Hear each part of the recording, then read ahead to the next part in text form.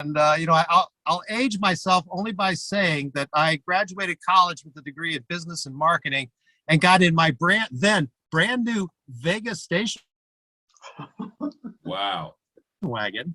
And I drove to New York City because I wanted to be in show business. And there was no show business out here at that time where I was. So I moved to New York City. I didn't know a soul. I didn't know nobody. 12 million people. I didn't know anybody. I lucked into an apartment after walking around for 3 days. I found an apartment I could afford. And my first thing I got into really was acting, because I had done some shows, high school, college things. I thought, well, I didn't want a real job, basically, guys. You know what I'm talking about. That's why we're doing this podcast. We don't have real jobs. Well, here we are. I went to New York and I studied with the famous acting coach, Lee Strasberg. He was I was in his group with him. And at that time, of course, I was very young. And all the people in his class were working actors.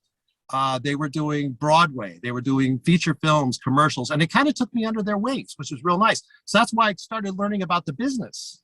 Because again, my books in comedy, How to Be a Working Comic, my other books, I consider them to be business books. I mean, because my career then took me behind the scenes. It's a long story, but when I wound up in Hollywood, I was Bud Friedman's assistant. Nobody's bigger in comedy than Bud.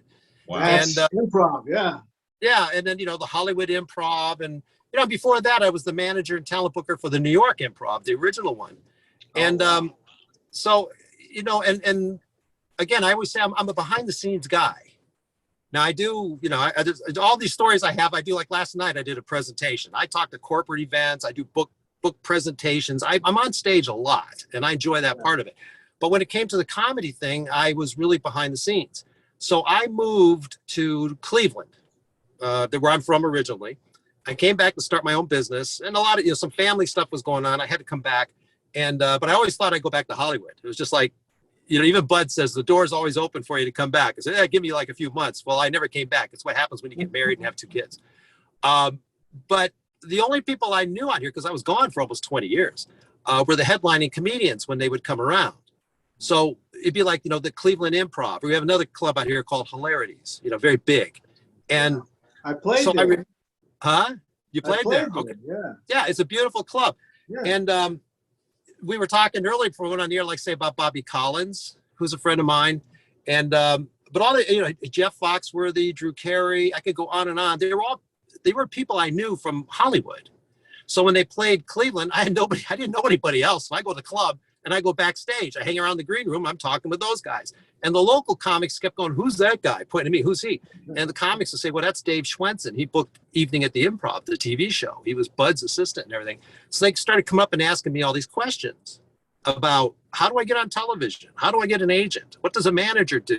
Do I need a website? All this. And so I decided to do one workshop, because I used to be a guest speaker at these things. Also in LA, people would do a comedy workshop. I'd come in for a day and I would talk. This is what we do. Look for at the Improv, yada, yada, yada. And I thought I would do one workshop. What I was going to say was I did one workshop. I thought I'd do one workshop. And, I put out to the Cleveland comics, whoever wants to show up, I'll take up to 10 people and we'll sit here. And like I said, that's about 25 years ago. Comedians Uncorked. Don't forget to check out our Comedians Uncorked YouTube channel and just click on that subscribe button. Thanks.